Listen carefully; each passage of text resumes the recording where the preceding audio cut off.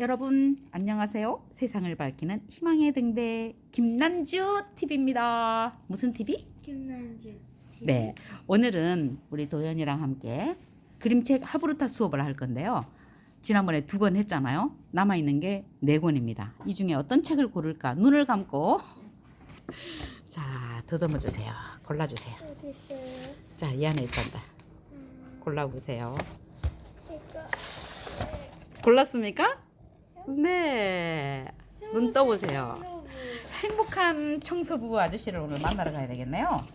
이 책 읽어봤나요? 아니요? 그럼 더 잘 됐네. 오늘 행복한 청소부라는 독일 동화예요. 독일로. 지난번 맨 처음 만났던 동화는 물방울 콘테스트 한국 동화였잖아. 그리고 지난주에 우리 했던 거는 프랑스? 네, 프랑스의 이야기를 담은 일본 작가가 쓴 동화였고요. 이거는 독일에서 일어난 이야기, 만든 이야기겠죠. 네. 독일 작가가 쓴 행복한 청소부랍니다. 모니카 페트의 동화예요.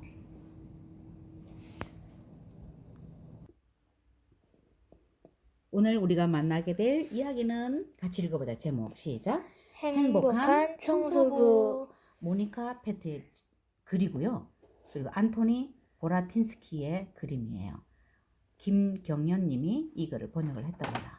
자, 이 아저씨의 직업이 뭐라고요? 청소부. 독일의 청소부는 이런 색깔의 옷을 입는데요. 초록색. 진한 초록색. 그러네. 이 아저씨의 귀 옆에 뭐가 있다, 그렇지? 행운을 안겨다 주는 새? 네, 새 같기도 하고. 이 그림 보니까 무슨 생각이 드나요? 사다리가 있고 또 사다리 옆에는 자전거가 있지. 이건 누가 쓰는 걸까요? 청소부 아저씨. 청소부 아저씨가 쓰는 거예요. 근데 아저씨가 청소만 하는 게 아니라 뭔가 했더니 아저씨 등 뒤에 뭐가 있지? 기타. 기타일까요? 같은. 기타일 수도 있고 바이올린 같은 느낌 드는데. 첼로? 첼로 있을 수도 있겠다. 어쨌든 악기예요. 악기가 있고 또 아저씨 뒤에 딱 버티고 있는 게 뭘까? 책? 이 아저씨는 뭘 좋아하는 사람일까? 책. 책도 좋아하고 음악도 사랑하는 그런 사람이 아닐까라는 생각이 들어요. 행복한 청소부. 출판사가 어디야? 어디 출판사에서 나왔나? 풀빛. 오, 출판사 이름 예쁘다. 그렇지? 네. 풀빛 출판사에서 나온 행복한 청소부예요. 선생님이 몇 달 전에 근흥초등학교 수업을 나간 적이 있었는데 거기 가니까 이게 영어로 된 책이 있더라. 번역이 된 책이 있어요. 원문. 독일어는 아니고 영어로 번역된 이 책이 있는 거예요. 네. 앞으로 기회가 되면 행복한 청소부 영어 원문도 읽어보면 영어 실력이 팍 늘겠지? 아저씨 만나서 반가워요. 이쪽 페이지 한 페이지는 우리 도연이가 읽고 그 다음 페이지는 선생님이 읽고 그렇게 하자. 자, 지금부터 녹음 들어갑니다. 독일의 거리 표지판을 닦는 청소부 아저씨가 있었단다. 아저씨는 아침 7시면 일을 하러 집을 나섰지. 한 30분 후면 표지판 청소국에 도착한단다. 아저씨는 유리창 너머 수위 아저씨에게 인사하고 탈의실로 들어갔어. 탈의실에서 파란색 작업복으로 갈아입고 파란색 고무 장화를 신고 비품실로 건너가 파란색 사다리와 파란색 물통과 파란색 술과 파란색 가죽천을 받았어. 아저씨가 이 청소 도구들을 한 대 꾸릴 때 다른 청소부 아저씨들도 자기 도구를 챙겼지. 서로 이런저런 이야기를 나누면서 말이야. 그런 다음 다들 자전거 보관실에서 파란색 자전거를 꺼내 타고 청소국 문을 나섰단다. 표지판 청소부들이 자전거를 타고 떠나는 모습은 정말 불만했단다. 마치 커다란 파란 새들이 떼지어 둥지를 떠나는 것 같았어. 화면이 좀 먼 것 같으니까 좀 당겨볼까요? 됐다.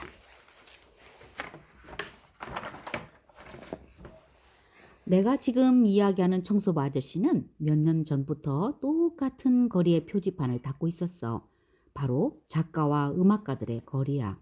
바흐 거리, 베토벤 거리, 하이든 거리, 모차르트 거리, 바그너 거리, 핸델 거리, 쇼팽 광장, 괴테 거리, 실러 거리, 슈토름 거리, 토마스만 광장, 그릴파르츠 거리, 브레이트 거리, 캐스트너 거리, 잉게보르크 바흐만 거리, 마지막으로 또 비렐름 부슈 광장, 거기까지가 아저씨가 맡은 곳이야. 표지판은 말이야, 닦아놓았나 싶으면 금방 다시 더러워지지. 그러나 훌륭한 표지판 청소부는 그런 일에 기죽지 않아. 더러움과의 싸움을 포기하지 않는 거야. 내가 이야기하고 있는 청소부 아저씨는 정말 훌륭했어. 아저씨가 맡은 거리의 표지판은 깨끗할 뿐만 아니라 새 것처럼 보였어. 다른 청소부들도 진심으로 아저씨가 최고라는 것을 인정했단다. 표지판 청소부 반장과 청소부 국장도 이따금 아저씨의 어깨를 툭툭 두드리며 잘하십니다 라고 칭찬했어. 이제 새들이 날아가면서 똥을 누기도 해. 그럼 거리 표지판은 더러워지겠지? 아저씨는 행복했어. 자기 직업을 사랑하고 자기가 맡은 거리와 표지판들을 사랑했거든. 만약 어떤 사람이 아저씨에게 인생에서 바꾸고 싶은 것이 있느냐고 물었다면 없다라고 대답했을 거야. 어느 날 한 엄마와 아이가 파란색 사다리 옆에 멈추어 서지 않았더라면 계속 그랬을 거야. 엄마, 저것 좀 보세요. 글루크 거리래요. 아저씨가 막 닦아 놓은 거리 표지판을 가리키며 애가 외쳤어. 저 아저씨가 글자의 선을 지워버렸어요. 어디 말이니? 엄마가 깜짝 놀라 위를 쳐다보며 물었어요. 저기요, 클리크 거리라고 해야 하잖아요. 독일어로 클루크는 글루크는 아무 뜻이 없지만 글리크는 행복이란 뜻이 있거든. 엄마가 대답했어. 그렇지 않아. 글루크가 맞단다. 글루크는 작곡가 이름이야. 그 이름을 따서 거리 이름을 붙인 거란다. 버스 한 대와 트럭 두 대가 덜커덕거리면서 지나갔어. 그 바람에 엄마의 목소리가 묻혀버렸어. 다시 조용해졌을 땐 엄마와 아이는 이미 그 자리를 떠나고 없었어. 글루크 거리구나. 음악가의 이름이래요. 너도 음악 좋아하지? 네. 아저씨는 당황해서 다시 한번 표지판을 쳐다보았어. 문득 글루크라는 사람에 대해 그 아이만큼 아무것도 모른다는 생각이 들었어. 유명한 사람들의 이름을 늘 코앞에 두고 있으면서도 정작 그들에 대해 아무것도 몰랐지 뭐야. 그건 안 되지. 이대로는 안 돼. 아저씨는 생각했어. 아저씨가 왜 지금 생각을 좀 달리했던 걸까? 표지판에 있는 음. 이름의 뜻을 그렇지. 거리 표지판에 담겨 있는 음악가와 작가들의 이름을 청소는 했지만 그 사람들이 어떤 음악을 만들었고 어떤 책을 썼는지 거기에 대해서 아무것도 모르는 거야. 아저씨는 사다리에서 내려와 바지 주머니에서 동전을 꺼내들고 공중에다 던졌어. 그림이 나오면 음악가부터 시작하고 숫자가 나오면 작가부터 시작할 생각이었어. 동전이 바닥으로 찡그랑 떨어지며 반짝반짝 춤을 추며 돌다가 핑그르르 멈추었어. 우리나라 돈도 그렇잖아. 한쪽은 그림 있고 한쪽은 숫자가 있지. 독일도 그런가 봐. 요새 보니까 홍김 동전이라고 그거 봐? TV? 안 봐? 네. 거기도 보면 동전 앞뒤로 바꿔가지고 밖에서 일하느냐 안에서 일하느냐 그런 거 막 따지더라. 그림이 나왔어. 그림이 나오면 뭐부터 한다 했지? 그림이 나오면 여기? 음악가. 음악가부터 공부하기로 했대. 아저씨는 몸을 굽혀 동전을 주워들었어.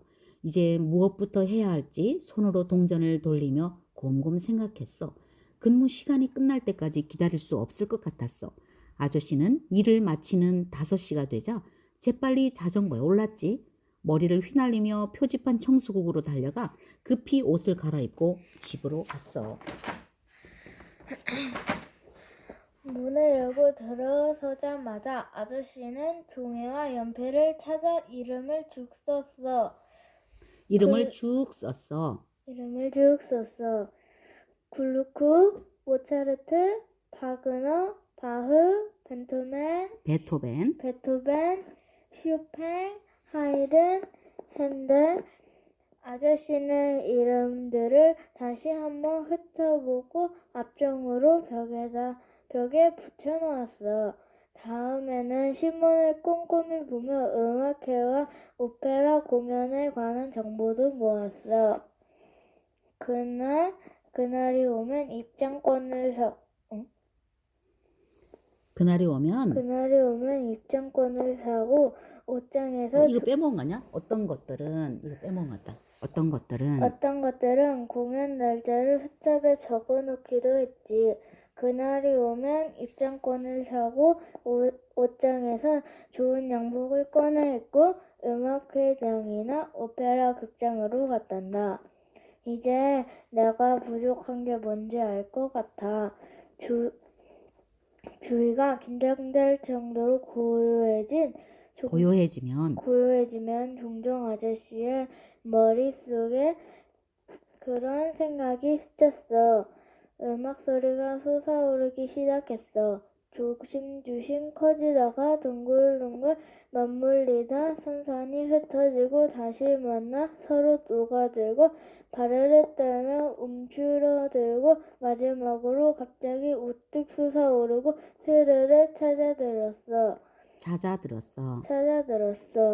아저씨는 오싹 몸을 떨며 멍한 상태에서 깨어났어. 종이 부스럭거리는 소리, 우르르 걸어가는 발소리, 문이 열리고 사람들은 먹자짓거리하며 밖으로 나갔어. 아저씨는 주위를 돌아보며 미소를 지었어. 크리스마스가 되자 아저씨는 레코드 플레이어를 샀어. 이를테면 자기 자신에게 크리스마스 선물을 한 거야. 포장을 풀어 플레이어를 꺼내 크리스마스 트리 밑에 갖다 놓고 엄숙하게 첫 번째 레코드판을 올려놓았어. 아저씨는 밤새 거실에 누워 음악을 들었어. 그러자 차츰차츰 오래전에 죽은 음악가들이 다시 살아나 가장 좋은 친구가 되는 느낌이 드는 거야. 그들의 음악을 들으며 속으로 묻고 대답하고 마치 서로 이야기를 나누는 것 같았어. 아저씨는 일을 하면서 머릿속에 간직한 가락을 나지막이 휘파람으로 불었어.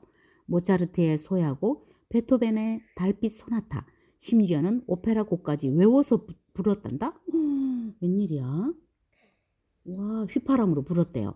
쉬운 일은 아니었어. 휘파람 소리 들어봤니? 아니요.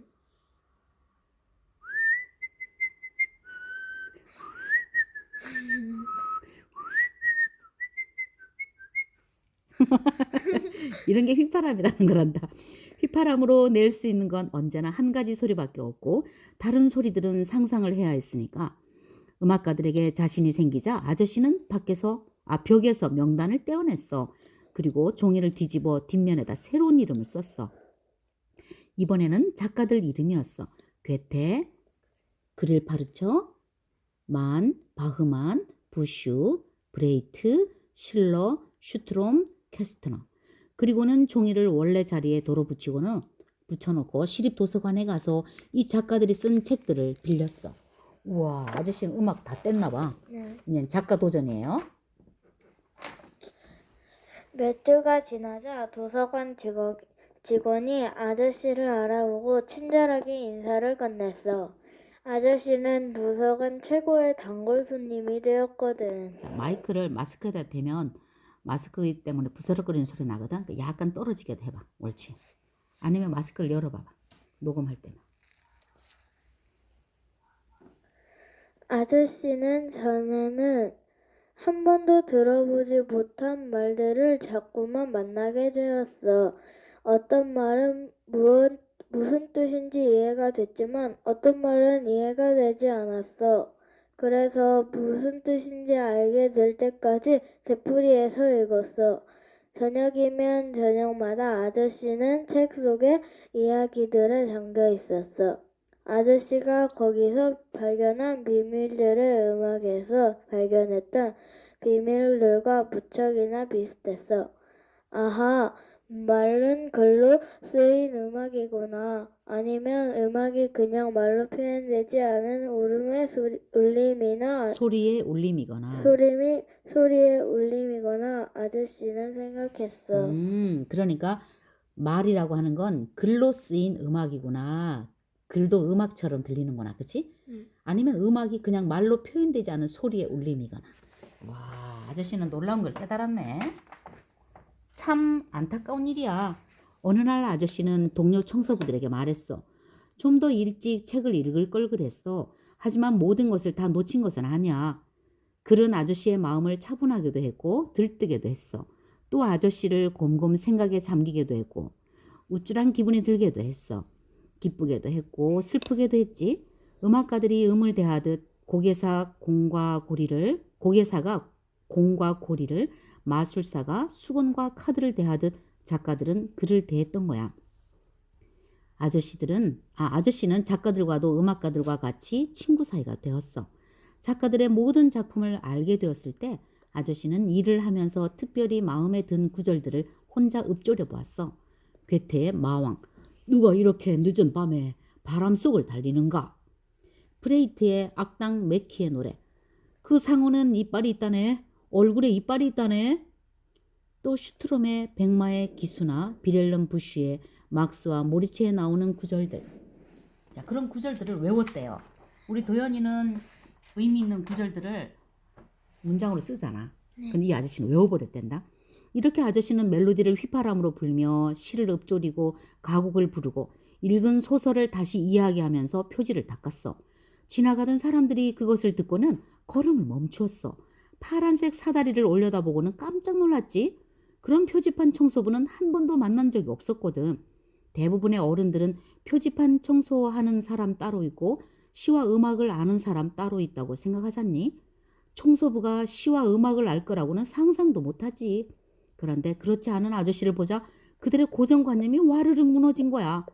그들의 고정관념은 수채통으로 들어가 타버린 종이 조각처럼 산산이 부서졌어. 아저씨 입이 왜 이래? 휘파람. 휘파람 어떻게 불어? 불어봐봐. 후후.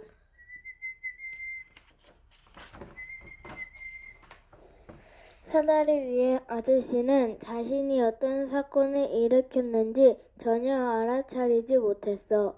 표지판을 박박 문질러 닫고 후후 불어 윤을 내었지. 표지판이 반짝반짝 빛나면 비로소 일을 멈추고 쉬었어. 이제 아저씨는 시립도서관에서 음악가와 작가들에 대한 학자들이 쓴 책을 빌리기 시작했어. 그 책들은 이해하기 어려웠고 때로는 결코 끝까지 읽어내지 못하리라는 생각이 들었어. 시간이 흘러 아저씨는 꽤 나이를 먹었어. 아저씨는 예나 지금이나 표지판을 돌보고 보살폈어. 이따금 손가락 끝으로 이제는 너무도 소중해진 이름들을 어루어 만지며 일하는 동안 자기 자신의 음악과 문학에 대해 강연을 했지. 자, 아저씨가 달라졌어요. 예전에 표지판을 닦을 때 기분하고 지금하고는. 그러던 어느 날 한 가족이 파란색 사다리 옆에 서서 열심히 아저씨 이야기를 들었어. 어떤 두 여자아이들은 제잘되던 이야기를 멈추고 아저씨를 올려다보았어. 한 젊은이는 가방을 땅에 내려놓고 귀를 기울였어. 거기에 어떤 선생님과 반 학생들도 함께 와서 듣는 거야. 사람들이 모인 것을 보자 다른 사람들이 그 뒤에 가서 섰어. 아저씨는 아무것도 알아차리지 못했어. 일을 끝내고 여전히 중얼거리며 파란색 사다리를 내려오는데 사람들이 박수를 치는 거야. 혼자 청소하면서 막 그러는 거야. 말이야. 어떤 문학 작품은 이런 구절이 정말 뜻깊었어. 왜 이런 얘기를 썼을까? 정말 이 대목에서 너무나 슬펐어. 화가 났지. 좀 그럴 수가 있는 거야. 그러면서 막 설명을 하는 거예요. 사람들이 박수를 치는 거야. 아저씨는 얼굴이 빨개졌어. 얼른 물건들을 챙겨 다음 표지판을 향해 파란색 자전거를 밀었어. 사람들이 아저씨를 따라왔어. 아저씨는 부담스러웠지만 어떻게 하겠소? 따라오지 말라고 하기가 쉽지 않았어. 일을 계속하며 강연을 하는 수밖에. 그러면서 밑을 쳐다보지 않으려고 애를 썼어. 밑에 쳐다보면 되게 쑥스럽잖아. 그치? 응. 시간이 거북이처럼 기어갔어. 빌헬름 부슈 광장의 교회 시계가 마침내 5시를 가리키자 아저씨는 안도의 한숨을 내쉬었어. 아저씨는 몸을 날리듯 자전거에 올라타고 그곳을 떠났어.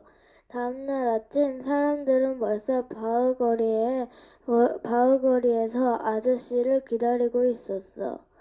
아저씨는 너무 놀라 딸꾹질이 나왔어. 아저씨는 숨을 멈추고 천천히 10까지 센 다음 파란색 사다리로 올라가 첫 번째 표지판을 닦으며 새 강연을 시작했지. 사람들은 아저씨 발꿈치에 바짝 붙어 있었어. 아저씨가 마지막 표지판을 청소하고 마지막 말을 끝내자 사람들은 웅성웅성 칭찬의 말을 주고받았어. 아저씨는 도망치듯 자리를 떠났고 사람들로 뿔뿔이 흩어졌어. 이제 아저씨는 다른 사람들을 생각해야 한다는 걸 깨달았어. 그래서 더욱 열심히 준비를 했어. 웃음거리가 되고 싶지 않았거든. 점점 더 많은 사람들이 강연을 들으러 왔고 점점 더 빽빽하게 파란색 사다리를 에워쌌어. 아저씨는 표지판에서 표지판으로 옮겨가며 사다리로 올라갔다 다시 내려왔지만 이제는 사람들에게 신경 쓰지 않았어. 와, 아저씨가 자신감이 생겼나 봐. 생각해봐. 우리는 강연은 어떤 연단 위에 올라서서 한다고 생각하잖아. 무대 위에서. 그런데 이 아저씨는 무대 위가 아니라 표지판 사다리 타고 사다리 위에서 강연을 하는 거야. 거기에 우리가 서 있다고 상상해봐. 재밌을 것 같지 않니? 재밌을 것 같아. 아. 어느 날 텔레비전 방송 오늘의 인물의 카메라맨과 기자가 왔어. 그들은 일하는 아저씨를 찍고 이것저것 질문을 했지. 아저씨는 밤새 유명해졌어. 이제 모든 것이 온통 뒤죽박죽 되었어. 가는 곳마다 아저씨의 사인을 받으려는 사람들이 진을 쳤어. 편지들이 커다란 자루에 가득 찰 만큼 집으로 날아왔어. 표지판 청소부 반장과 표지판 청소부 국장은 아저씨에게 칭찬을 늘어놓으며 꽃다발을 건네주었어. 아저씨 때문에 표지판 청소국의 위신이 높아졌거든. 선생님이 대학 다닐 때 선생님은 사범대 국어교육학과였거든. 근데 사범대학 체육교육학과에 이만기라는 씨름 선수가 있었어. 그 선수가 그때 이제 천하장사였거든. 근데 이 아저씨가 뭐 유명해진 거야. 나보다 나이는 좀 비슷했나? 좀 많았나? 한두 살 많았나? 그런데 그 이만기 선수의 우체통 앞에는 있잖아. 사범대학 국어교육학과 맨 앞에 있었거든. 그러면 맨 끝에 체육교육학과가 있었는데 거기 밑에는 자루가 달려 있었어. 별을 담는 마대자루. 그럼 거기에 편지가 막 가득 차 있는 거야. 우리는 한 통, 두 통 올까 말까 한데 거기는 막 한 자루씩 와 있다. 지금도 인기가 대단하시잖아. 그지? 네 군데의 대학에서 강연을 해달라는 부탁이 왔어. 그렇게 하면 아저씨는 훨씬 유명해질 수 있을 거야. 너라면 어떻게 하겠니? 대학에 가서 강연하는 게 더 낫지 않을까? 청소부 일 그만 때려치우고. 그래, 청소부를 할 것 같아. 정말? 왜? 마을을 깨끗해야 되는데 그쪽 거리에 청소부가 없으면 그쪽 거리만 지저분하니까 사람들이 보기 안 좋을 것 같아. 그렇구나. 하지만 아저씨는 거절하기로 결심하고 답장을 썼어. 나는 하루 종일 표지판을 닦는 청소부입니다. 강연을 하는 건 오로지 내 자신의 즐거움을 위해서랍니다. 나는 교수가 되고 싶지 않습니다. 지금 내가 하는 일을 계속하고 싶습니다. 안녕히 계세요. 그리고 아저씨는 지금까지 그랬듯이 표지판 청소부로 머물렀단다. 끝이에요. 청소부 아저씨가 닦았던 거리의 표지판의 주인공들이에요. 음악가들 그리고 작가들이에요. 와, 우리나라에도 이런 거리가 있으면 좋겠다. 그치? 그러면 김난주 거리도 나오겠다. 아닐까? 김난주 거리 있을 수도 있잖아. 네. 김난주 시인의 거리. 김도연? 나중에 도연이가 작가가 된다면? 선생님? 선생님 거리. 김도연 선생님 거리. 만들 수 있겠지? 좋아요. 자, 오늘은 행복한 청소부라는 이 이야기를 우리가 읽어봤어요. 자, 이걸 다 읽고 나니까 어때요? 응? 이 이야기는 처음 들어봤지? 선생님은 이 이야기를 읽고 나니까요. 자기가 하는 일에 소신을 갖고 하는 게 참 중요하겠구나. 그렇지? 네. 아니면 정말 웃음거리가 될 수도 있겠구나. 자기가 하는 일에 완벽하게 하지 않으면 그런 생각이 들었어요. 너는? 도연의 생각까지 말하고 마무리하자. 네. 청소부 아저씨가 청소부를 계속 한다고 했을 청소부 아저씨가 청소부를 계속 한다고 했을 때 뭔가 자신의 일을 끝까지 포기하지 않고 한다는 게 뭔가 교훈 같은 게 된 것 같아요. 와, 진짜다. 그렇지? 야, 자기가 하고 있는 일에 소신을 갖는다는 거지? 네. 그리고 나는 하나 덧붙이자면 이 아저씨가 자기가 하고 있는 그 일에 대한 소신도 소신이지만 뭔가를 공부를 하잖아. 낮에는 자기에게 맡겨진 일을 하고 또 비어있는 다른 시간에는 그 일과 관련된 그런 일들을 공부를 하잖아. 네. 공부하는 사람은 존경을 받을 수 있겠구나라는 생각이 들었어요. 늘 공부하는 사람. 그렇지? 네. 청소부는 청소부지만 다 똑같은 청소부가 아니다. 공부하는 청소부는 남다르다라는 것을 알게 되었답니다. 모니카 페트의 작품 맞죠? 네. 행복한 청소부. 여러분들 기회되면 풀빛 출판사에서 나온 이 책을 영어 원문으로도 한번 구입해 보시고요. 실제로도 이 책 한 권 정도는 여러분 가정에 소장해 놓고 아이들과 함께 우리처럼 번갈아 가며 읽어보는 것도 참 좋을 것 같습니다. 지금까지 세상을 밝히는 희망의 등대 김나주 TV였습니다. 구독과 좋아요? 부탁드려요. 감사합니다.